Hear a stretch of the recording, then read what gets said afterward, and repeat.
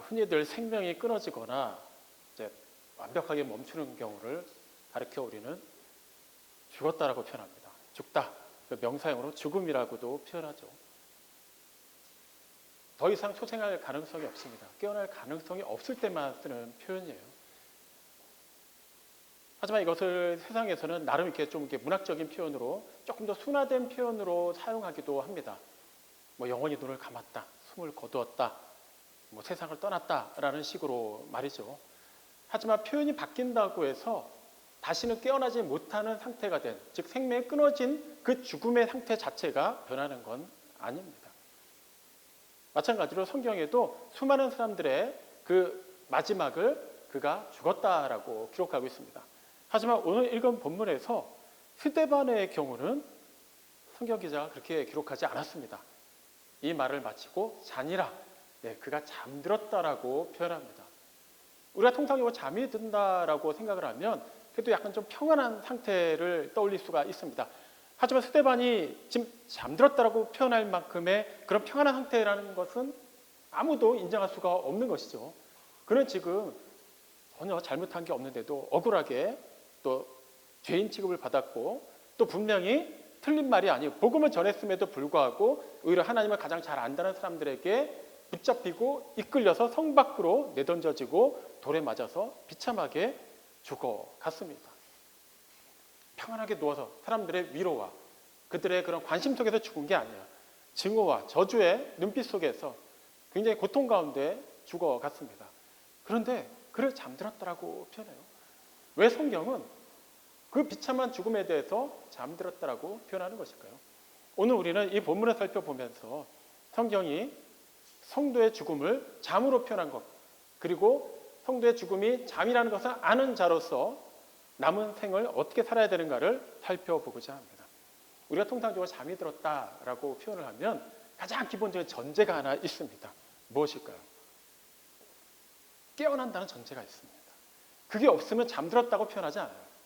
죽었다, 끝났다라고 표현하지 결과적으로는 몇 시간 후가 됐든 며칠 후가 됐든 깨어날 것이기 때문에 우리는 잠이 들었다라고 표현을 합니다. 즉 오늘 읽은 본문에서 스데반이 잠이 들었다라고 표현하는 것은 같은 맥락입니다. 그는 이 세상에서 육신은 죽은 것처럼 보일 수 있고 누구라도 그렇게 정의 내릴 수 있지만 결과적으로 그는 영원히 죽음 가운데 머물지 않게 되었다는 거예요. 누가 보더라도 죽은 사람입니다. 하지만 영혼의 관점에서 보면 그는 살아난다라는 거예요. 깨어난다라는 겁니다. 그렇기 때문에 성경은 그의 죽음을 가리켜서 잠이 들었다라고 말해요. 어떻게 그것이 가능할 수 있을까요? 예수님이 죽음에서 부활하시고 영원히 살아계시기 때문입니다. 성경은 이 일에 대해서 예수님 자신의 부활 이전에도 잠든 성도들에 관한 이야기가 또 몇 군데에 걸쳐서 기록되어 있습니다. 대표적인 거 하나만 꼽자면 요한복음 12장에 기록되어 있는 나사로의 죽음을 꼽을 수가 있어요. 예수님과 굉장히 친밀한 관계에 있는 나사로, 마르다, 마리아, 그 남매들, 그들에게서 소식이 들려옵니다. 나사로가 죽을 병에 걸려서 시름시름 앓고 있다는 거예요. 빨리 와서 나사로를 위해서 좀 기도해 주십사라는 그 누이들의 그런 연락이 왔습니다. 근데 예수님이 그 소식을 듣고도 곧장 가시지 않습니다. 며칠을 계시던 곳에 더 계시면서 복음을 전하시다가 이제 드디어 베다니 지역으로 떠나십니다. 그러면서 제자들에게 말씀하십니다. 우리의 친구 나사로가 잠이 들었다. 그러나 내가 가서 깨우러 가노라라는 거예요. 그러니까 제자들 입장에서 약간 혼란스러운 거예요. 제가 아프다는 소식까지는 들었는데 지금 잠이 들었다라고 표현하셨으니까 저도 예수님이 그동안에 행하신 일과 선포하신 말씀 기준으로 했을 때 그냥 늦잠 자고 있다 이런 표현이 아니라는 것 정도는 알 수 있잖아요. 그럼 굉장히 아픈 상태에서 지금 잠시 눈을 감고 있지만 결과적으로 일어나겠구나. 죽은 건 아니니까 이렇게 생각하는 거예요. 그러니까 제자들이 그럼 잠들었으면 다시 깨어나지 않겠습니까? 다시 낫지 않겠습니까? 라고 지금 전혀 상황 파악을 못하고 되묻습니다. 그러니까 예수님이 그들이 이해할 수 있는 현실을 그대로 다시 말씀하시죠. 나사로가 죽었다라고 말씀하세요. 제자들은 아마 예수님을 따라가면서 굉장히 혼란스러웠을 거예요. 그럼 처음부터 나사로가 죽었다라고 말씀하셔도 될 것을 왜 잠이 들었고 내가 깨우러 간다라고 말씀하시면서 굳이 우리까지 그곳에 같이 데리고 가셔야만 하는가? 좀 혼란스러웠을 거예요. 근데 예수님이 왜 그렇게 표현하셨을까요? 실제 예수님은 그가 죽었을지라도 예수님 기준에서는 그의 잠을 깨우실 수 있는 분이었기 때문에 생명의 주인이신 예수님께서 실제 그곳에 가셔서 어떻게 하십니까? 이미 장사되어서 썩어서 냄새가 나는 그 지경에 이르는 그 시체가 안치된 그 무덤 앞에서 나사로야 나오너라 라고 외치시자 실제 죽었다고 알려져 있었던, 실제 죽어 있었던 나사로가 그대로 나오는 기적이 일어납니다. 예수님만이 생명의 주관자이시기 때문에 그분께 속한 그 어떠한 영혼도 살리실 수가 있습니다. 그런 측면에서 세상에서는 죽음을 맞이하더라도 결과적으로는 깨어날 수가 있는 것이죠. 그것이 어떻게 가능하게 되었다고요? 예수님이 곧 부활이요 생명이시기 때문입니다. 예수님은 실제로 십자가에 달려 돌아가셨습니다. 무덤에 3일째 안치되셨어요. 누구도 부인할 수 없는 완벽하게 죽은 그런 시체였습니다. 하지만 부활하셨죠. 승천하셨고 영원히 살아계십니다. 그분이 스스로가 영원한 생명이시고 부활하셨기 때문에 그분께 속한 모든 성도는 결과적으로 이 세상에서 맞이하게 되는 육신의 죽음, 호흡이 끊어지고 생명이 완전히 끝나는 그 순간이 있다 하더라도 결과적으로는 예수님 안에서 살아나게 된다는 거예요. 그 영원히 살게 된다는 것입니다. 그러니까 예수님께 속한다는 것은 이런 의미가 있는 것이죠. 단지 그냥 천국 간다, 이 세상 사는 동안에 복을 받는다라는 그런 단순한 의미만을 가지고 있지 않습니다. 여러분 이게 지나가시다 보면 때가 되면은 가로수들 이렇게 전정하는 것을 많이 보시죠. 이렇게 막 크레인까지 동원돼서 막 그냥 무자비하게 전기톱으로 막 자릅니다. 어릴 때는 그렇게 때가 되면 가로수 나무들은 막 가지가 이렇게 잘려 나가는 걸 보면서 되게 놀랐어요. 막 왜 나무를 저렇게 죽이지? 왜 저렇게 아픔을 주지? 그리고 나중에 뭐 한 몇 시간 후에 아니면 그 다음날 그 거리 다시 지나가면서 보면 이 나무들이 정말 그냥 휑하게 서 있는 거예요. 물론 이제 겨울이 다가오면서 이파리가 많이 떨어진 나무들도 있었지만 때에 따라서 꼭 그런 겨울이 되기 전에도 막 나무들 가지들을 막 자르는 거예요. 왜 저렇게 자를까? 저다 나무 죽으면 어떡하지? 근데 어떻습니까? 계절이 바뀌고 나면 아니면 또 그 계절이 지나는 동안에 보면은 언제 그랬냐는 듯이 나무들은 다시 푸른 잎을 자라가면서 이렇게 들이우게 되죠. 그때는 이유를 몰랐어요. 왜 자르는지. 이렇게 겨울이 되기 전에 휴면기에 들어가는 나무들을 위해서 또 이렇게 나뭇가지가 있음으로 인해서 혹시 눈이 많이 내리면은 그 가지에 눈이 쌓여서 그게 꺾여서 부러져서 경우에 따라서는 지나가는 사람들에게 피해를 줄 수도 있고 도로에 떨어져서 차에 또 피해를 줄 수도 있고 또 너무 울창하면은 그 나뭇잎들이 신호나 또 여러 가지 또 이렇게 뭐 그런 CCTV 같은 걸 가릴 수가 있기 때문에 또 그런 여러 가지 이유에 의해서 하지만 결과적으로는 또 그럼 또 병충해에 또 시달리는 가지들을 또 잘라줌으로 인해서 또 궁극적으로 나무가 더 잘 자라게 하는 그런 이유도 있다는 것을 이걸 복합적으로 알고 나니까 그 다음부터는 크게 나무 자르는 작업을 보더라도 놀라진 않게 되었습니다. 그리고 그 다음에 알게 된 게 그 신비예요. 분명히 저렇게 잘리고 어떻게 그럼 나뭇잎이나 자랄까 하는데 나중에 보면은 그렇게 울창한 나무들이 돼 있어요. 어떻게 가능할까요? 가지가 다 잘려나간 것 같지만 그 나무가 살아있기 때문에 결과적으로는 그 살아있는 나무에서 발원한 그 줄기에 공급되는 그 영양분과 수분과 또 햇빛으로 인해서 결과적으로는 죽은 듯하지만 끝끝내 살아나더라는 거예요. 마찬가지로 우리가 이 세상 사는 동안에 결과적으로는 또 오는 데는 순서가 있어도 가는 데는 순서가 없잖아요. 그 슬픔 순간은 누구나 다 맞이합니다. 이별을 해야 되고요. 그리고 떠나 보내야 되고 우리도 때가 되면 순서대로 떠나갈 것입니다. 그럼에도 불구하고 우리가 그 죽음을 마주하면서 인간적으로 슬플 수도 있고 안타까울 수도 있고 두려울 수도 있음에도 불구하고 그것 때문에 완벽하게 우리가 제압당하지 않는 거다. 그것에 규정당하지 않는 이유가 무엇이죠? 우리에게는 영원한 생명이 있음을 알기 때문이에요. 스데반이 지금 사내들의 공회에 끌려갔을 때 그가 본격적으로 이제 사람들 기준에서는 그래 이 예수쟁이가 어떻게 자기 자신을 변호하는가 보자라고 하면서 굉장히 조롱 섞인 눈빛 아니면 저주에 가까운 눈빛 어떻게 보면 굉장히 살기등등한 눈빛들이 다 스데반을 향하고 있을 때 성경이 그의 표정을 어떻게 기록합니까? 사람들이 다 보았는데 그의 얼굴이 흡사 천사의 그것과 같았다라는 거예요. 어떻게 그게 가능할 수 있었을까요? 전적으로 나 한 명과 나를 증오하는 절대 다수의 사람들이 있는 그 공간 안에서 어떻게 천사의 얼굴을 띌 수 있었을까요? 심지어 나중에는 전혀 틀린 말을 한 것도 아닌데도 불구하고 끌려 나가서 성 밖에서 사람들에게 그냥 조롱 나하고 멸시 나하고 끝나는 것이 아니라 사람들이 막 돌로 치는 그것을 그냥 다 맞아가면서 그는 고통 가운데 신음할 수밖에 없었는데도 불구하고 어떻게 그는 하늘을 우러러볼 수 있었을까요? 그리고 죽음을, 비참한 죽음을 맞이한 것이 아니라 평안한 가운데 잠이 들 수 있었을까요? 그도 인간인데 아프지 않았겠습니까? 괴롭지 않았을까요? 성경에 이렇게 기록되었다고 해서 그가 신음 한 번 내지 않았다, 비명 한 번 지르지 않았다라고 우리가 그렇게 포장할 수 있을까요? 아닙니다. 그도 사람이에요. 분명히 비명 질렀을 겁니다. 돌이 맞을 때마다 살이 찢기고 뼈가 드러났을 거예요. 고통스러웠을 겁니다.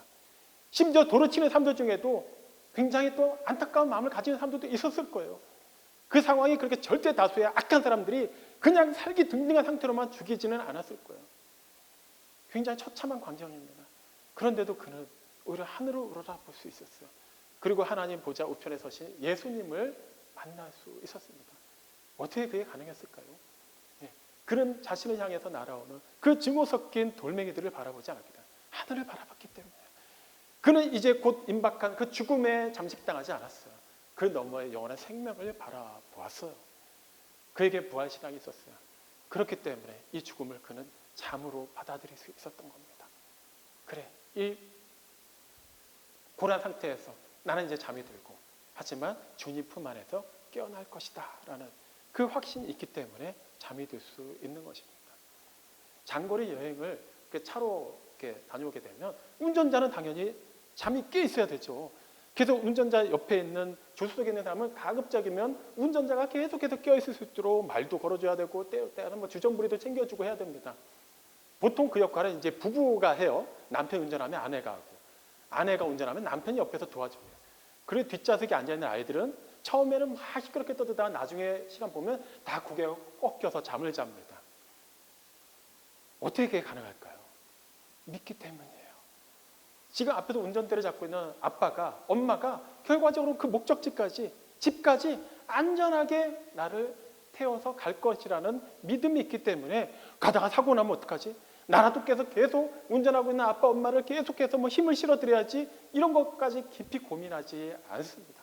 차가 잠깐 막히면 막히는 대로, 잘 뚫리면 잘 뚫리는 대로 아이들이 그냥 넋놓고 잠자리에 들 수가 있습니다.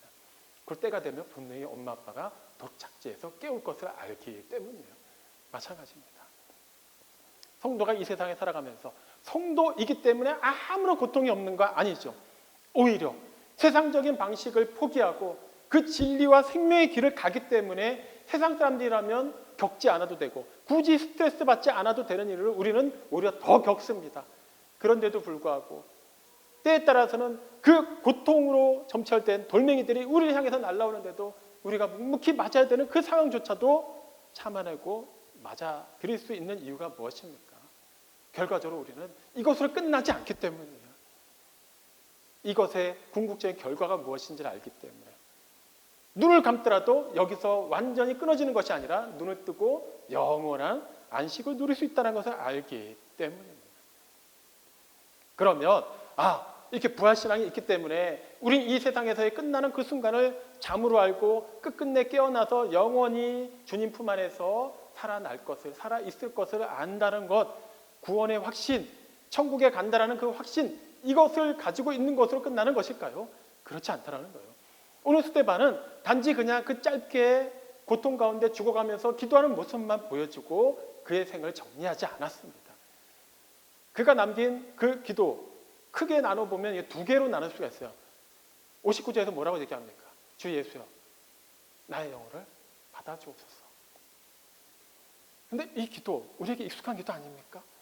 예수님이 그런 기도를 하셨어요.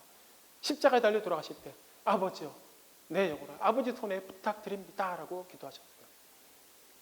그리고 그 다음에 60절에 그가 마지막으로 남긴 기도가 뭡니까? 무릎을 꿇고 크게 부르짖습니다. 주여, 이 죄를 저들에게 돌리지 마옵소서. 이 기도도 우리에게 익숙한 기도예요.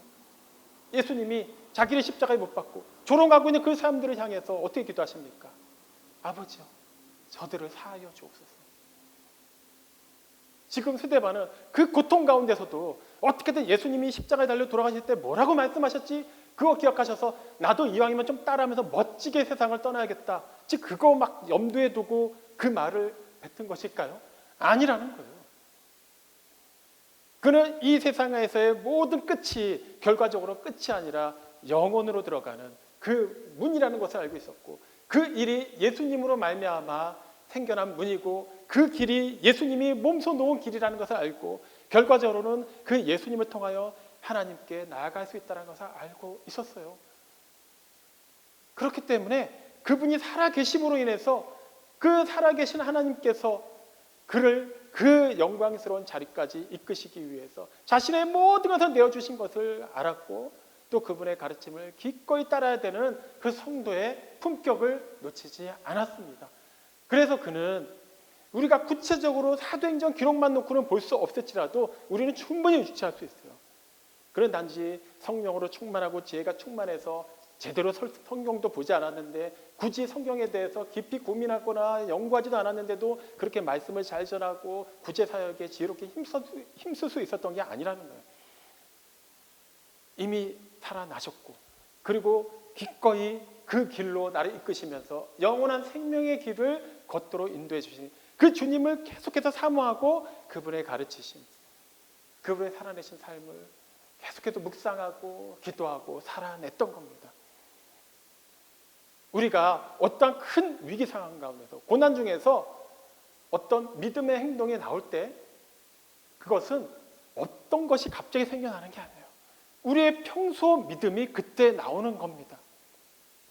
스데반은 평소에 끊임없이 예수님의 말씀, 예수님의 삶의 그 발자취를 따라갔던 사람이에요.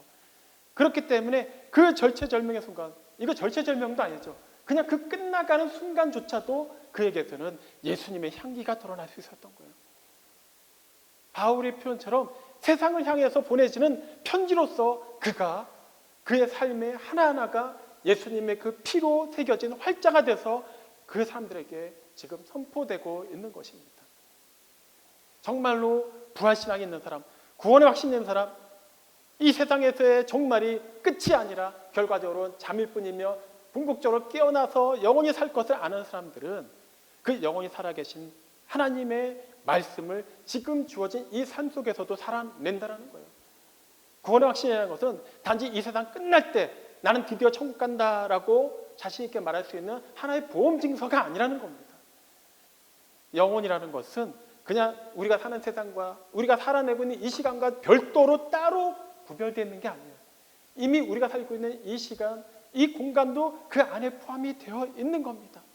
그렇기 때문에 이 세상에서는 어쨌거나 구원받았으니까 그냥 알아서 그냥 잘 살다가 드디어 눈 딱 감고 눈을 떠서 천국이구나라고 하는 그곳에서 그 시간부터 나는 영원한 안식에 들어간다라는 개념이 아니라는 거예요. 그것을 알았기 때문에 스데반은 살아가는 순간에도, 그 사내들의 공의 앞에서 자기 자신을 변호해야 되는 그 순간에도, 돌에 맞아서 비참하게 죽어가는 그 상황에도, 그 이전에도 그는 초지일관 예수님을 따를 수가 있었던 거예요. 정말 구원의 확신이 있는 자라면 바로 부활의 확신이 있는 자로서, 부활신앙이 있는 자로서 그런 삶을 살아내야 된다는 거예요.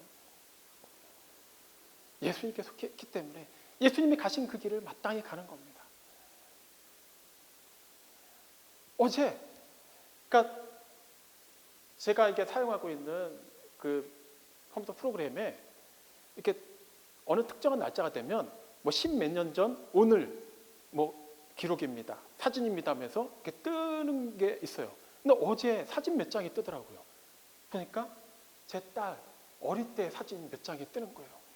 그 사진 중에 하나가 지하철 안에서 이제 아내가 이제 아기띠로 안고 있고 제가 이제 핸드폰 카메라로 찍은 사진이더라고요. 아이는 넋 놓고 자고 있는 거예요. 17년 전 어제입니다. 어땠을까요? 더운 여름이었어요.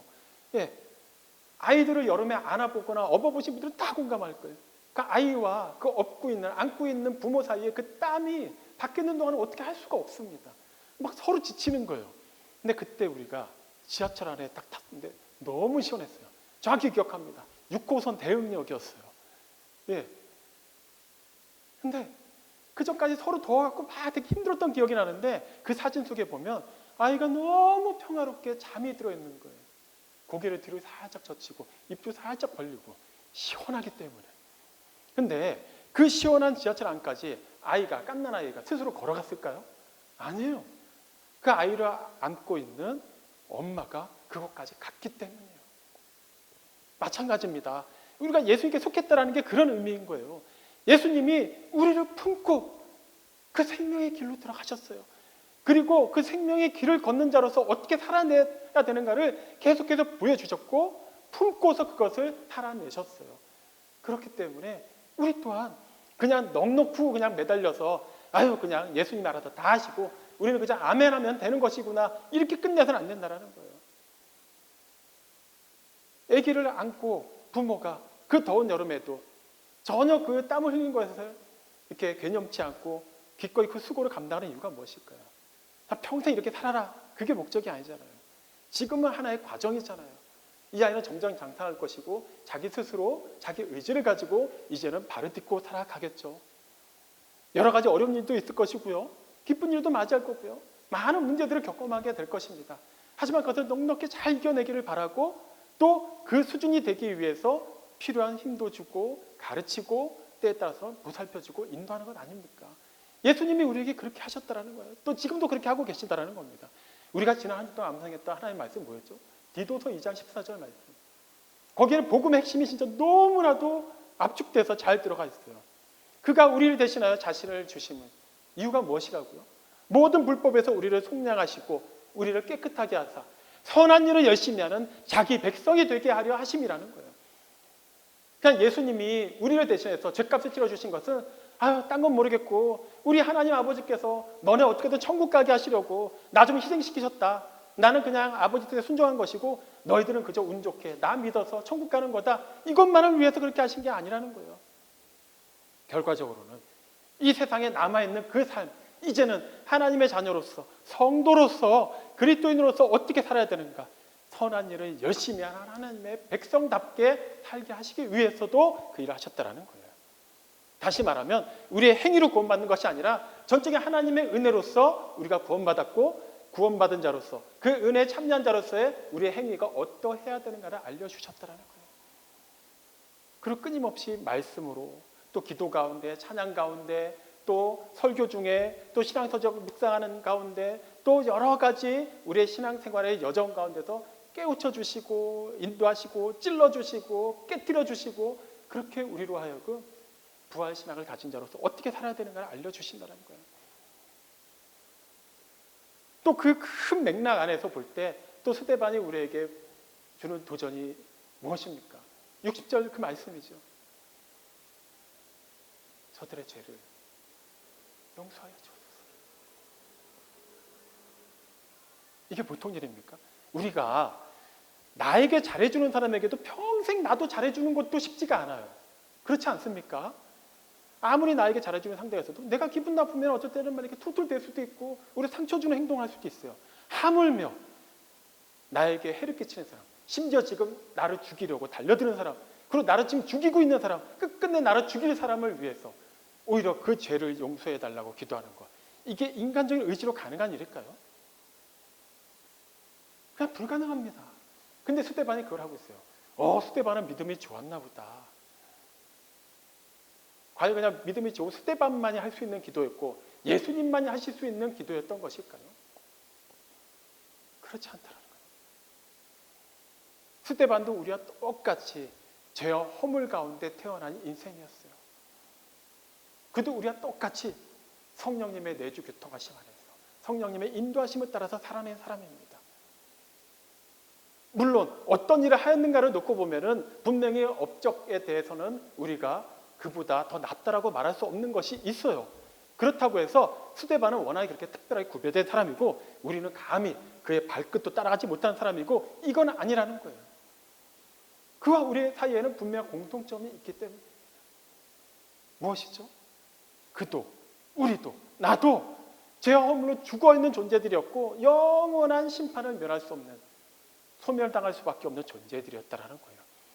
하지만 전적인 하나님의 은혜로 죄사함을 받았어요. 우리가 어떠한 잘남이 있어서 스데반이 조금 더 착해서, 우리는 조금 덜하긴 하지만 그래도 좀 착해서 구원받은 게 아니라는 거예요. 전적인 하나님의 그 섭리 가운데서 우리가 죄 사함을 받고 하나님의 자녀가 되었다라는 겁니다. 그런데 하물며 우리가 우리에게 그런 해를 끼치는 사람, 우리의 마음에 상처를 준 사람을 용서하지 못한다면 그게 말이 되겠냐라는 거예요. 물론 쉽지 않아요. 어렵습니다. 그렇기 때문에 우리는 기도하는 거예요. 왜 기도하는 것이죠? 내가 다 할 수 있으면 사실 우리는 기도합니까? 내 스스로 모든 걸 할 수 있으면 우리가 누군가에게 도움을 요청하나요? 그러지 않아요. 내가 할 수 있는 일은 합니다. 할 수 없는 일이기 때문에 도움을 요청하는 거잖아요. 하나님께서 우리에게 이 세상에서 하나님의 자녀답게 살 수 있는 능력 주시고 또 성령님께서 우리 안에 내주하시면서 끊임없이 감동을 주시고 인도하신다고 하더라도 우리에게 주어진 그 능력이 그냥 그것을 한 번에 딱 받아서 그 다음부터는 하나님 좀 멀리서 한번 지켜보시고 내가 알아서 할게요. 그게 아니잖아요. 그렇기 때문에 우리는 끊임없이 기도하는 거 아닙니까? 끊임없이 은혜를 구하는 거 아닌가요? 하나님은 그렇게 또 우리의 연약함을 아시기 때문에 계속해서 또 예비하시고 때에 따라서 필요한 것을 공급해 주시고 그렇게 우리를 그리스도의 충만하심의 경지에 이르기까지 자라게 하시는 것이죠. 용서도 마찬가지예요. 용서한다는 것은 그냥 하나님 내가 저들을 용서할 수 있게 그 용서하는 마음을 주십시오라고 한다고 해서 갑자기 그들의 죄가 그냥 선한 일로 이렇게 둔갑이 되고 우리 마음에 아무런 불평불만도 원망도 억울함도 없어지는 그런 게 아니라는 거예요. 처절합니다. 아픕니다. 그리고 죄라는 것은 분명히 인정할 수밖에 없어요. 스데반도 그랬잖아요. 저들의 죄를 용서하여 주십시오.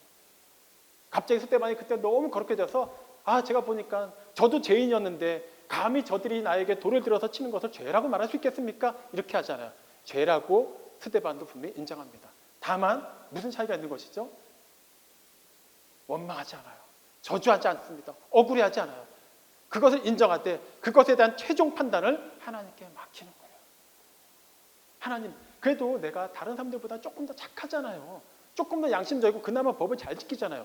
그러니까 나는 복을 더 받을 만한 가치가 있고 그리고 나는 마땅히 구원받을 만한 그런 자격을 갖춘 거 아닌가요? 누구도 그렇게 말할 수 없죠. 그 모든 판단은 전적인 하나님의 몫이기 때문이에요.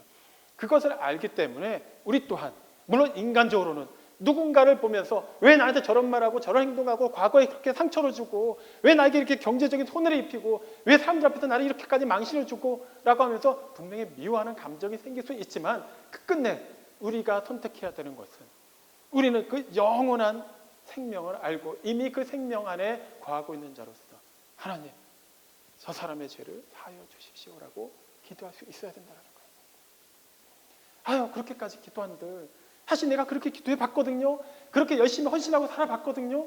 달라지는 거 없던데요. 나에게 해코지하는 사람들은 계속 해코지하고요. 나에게 고마움을 느끼지 않는 사람들은 여전히 그걸 당연하게 여기고 있고요. 나만 맨날 뭔가 손해보는 것 같고 나만 상처받는 것 같던데요. 그렇지 않더라는 거예요. 오늘 이 스데반의 이야기 여기서 끝나는 것 같지만 잠깐 등장하는 한 인물의 이야기가 드디어 그러니까 사도행전 8장부터 쭉 이어지게 될 것입니다. 우리 이제 다다음 주부터 살펴볼 겁니다만 누굽니까? 아직까지는 사울이라는 이름으로 알려진 그 장차 이방인의 선지자, 이방인의 선교자라고 불리는 사도 바울이 등장합니다. 근데 여기서 등장하는 사도행전 7장에서 등장하는 사울은 어떤 인물입니까? 스데반이 돌에 맞아 죽어갈 때 오히려 그곳에 있는 증인들, 돌을 치고 있는 사람들의 옷을 대신 맡아주고 있으면서 마땅히 스데반이 죽는 것에 대해서 당연하다고 여기고 적극적으로 가담한 한 사람으로 등장을 해요. 그리고 그 이후 어떻게 됩니까? 이제 초대교회 첫 번째 순교자가 나면서부터 이제부터 핍박의 불길이 걷잡을 수 없이 퍼져나가는데 그 최고의 정점에 서서 굳이 그 열심이 너무 지나쳐서 예루살렘에 그치지 않고 다메섹까지 한참 떨어진 곳에 가면서 예수 믿는 자들을 다 잡아오려고 열심을 내는 사람으로 바뀝니다. 그런데 그 일이 있기 전에 사울도 다 보았어요. 스데반이 법정에서 어떻게 복음을 전하는지를 보았고요. 그리고 돌에 맞아 죽어가면서도 천사의 얼굴이 바뀌지 않는 걸 보았고요. 아무도 보지 못하고 도로 들어서 치기 바쁜데 그 와중에 돌에 맞아 죽어가면서도 보라! 인자가 하나님 우편에 서신 것을 보노라라고 얘기하고요. 그리고 그 처절한 상황 속에서도 그 시름 가운데서도 자기의 영혼을 예수께 맡기고 오히려 자기를 향해서 돌을 치고 죽이고 있는 사람들을 향해서 그들의 죄를 그들에게 돌리지 말아달라고 기도하는 모습을 보았어요. 그래도 크게 바뀌지 않았죠. 그런데 그랬던 그가 스데반만 맞다고 생각했던 그 예수 그리스도를 다메섹으로 가는 길 위에서 만납니다. 그 뒤에 그가 어떻게 변화됐는지는 너무나도 잘 알고 계시죠. 물론 성경은 스데반이 기도하는 그 장면에서 사울이 찔림을 받았다, 거기서 회심했다라고 기록하진 않습니다. 하지만 사도행전 22장 20절 말씀을 보면 스데반이 사울이 하나님께 기도하면서 자신의 예전 과거에 대해서 이렇게 딱 표현한 장면이 나와요. 그 내용이 바로 그대로입니다. 스데반이 돌에 맞아 죽을 때 내가 증인들의 옷을 보관하였고 스데반의 죽음을 마땅하게 여겼습니다 라고 기도합니다. 무슨 의미일까요? 사울이 되기까지 그 여정에서, 그리고 이방인의 전도자로서 그렇게 많은 핍박 가운데서도 굴하지 않고 복음을 전하면서 그리스도의 길을 따라갈 때 그 여정에 그 순간순간마다 그가 지치고 힘들고 괴롭고 포기하고 싶을 때마다 스데반이 어떻게 기도하였고 어떻게 죽음을 맞이하였고 끝끝내 그것이 죽음이 아니라 잠이었고 깨어날 것이라는 그 일련의 모든 복음의 대서사를 그는 계속해서 묵상하였던 것입니다. 스데반이 그렇게 기도할 때 누가 달라졌습니까? 뭐가 어떻게 됐습니까? 네, 오히려 교회는 더 핍박을 받았습니다. 하지만 그 이후에 그 복음의 씨앗이 아무 의미 없이 땅에 심겨서 아무 싹도 돋아나지 않는 것 같았지만 도저히 비교할 수 없는, 기존엔 상상도 못했던 위대한 전도자가 그곳에서 태어납니다. 내가 부활신앙이 있는 건 있는 거고 그래도 하나님의 뜻을 따르지만 그것과 별개로 내가 이렇게 기도해도 달라지는 것도 없고 나를 대하는 사람들의 그런 자세도 크게 달라지지 않는데 그냥 내 신앙이나 잘 지키면서 살렵니다. 그렇게 생각할 수 있어요.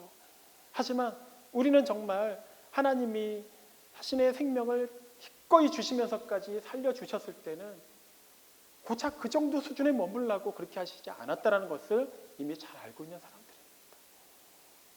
억울하게 돌멩이가 날라올 수 있어요. 그런 억울한 거 상관없이 그냥 여러 가지 현상들이 얽히고 설키다 보니까 큰 재앙이나 고난이 되어서 큰 바위처럼 나에게 다가올 수도 있습니다. 하지만 우리는 그것에 시선을 고정하는 사람들이 아니에요.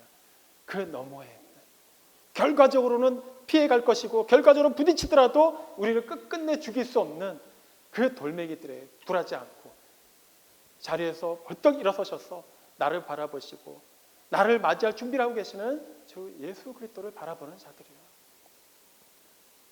스데반은 그렇게 그 모든 사역을 마치고 그 말을 다 하고 난 다음에 잠이 들었습니다. 그리고 그는 주님 품 안에서 깨어났습니다. 이제 그 영혼의 여정에 우리는 참여한 자로서 따라가고 있습니다. 여러분, 어떤 돌멩이가 지금 날라오고 있습니까? 속상하고 괴롭고 참아내는 것이 너무나도 고통스러울 수 있습니다. 나만 손해보는 것 같습니다. 하지만 이것이 진리와 생명의 길을 가기 때문에 맞이하게 된 것이라면 피하지 마십시오. 기꺼이 받아들이십시오. 하나님께서 이 모든 것이 협력하여서 궁극적으로 선한 일이 되도록 역사하십니다. 그렇게 부활신앙을 가진 자로서, 주 예수 그리스도께 속한 자로서 하늘로부터 임하는 그 평안을 마음껏 누리시고 그것을 여러분의 삶의 현장에서 기꺼이 전하시고 그렇게 하나님의 영광을 나타내는 데 쓰임받는 우리 모두가 되기를 주님의 이름으로 축원합니다. 아멘.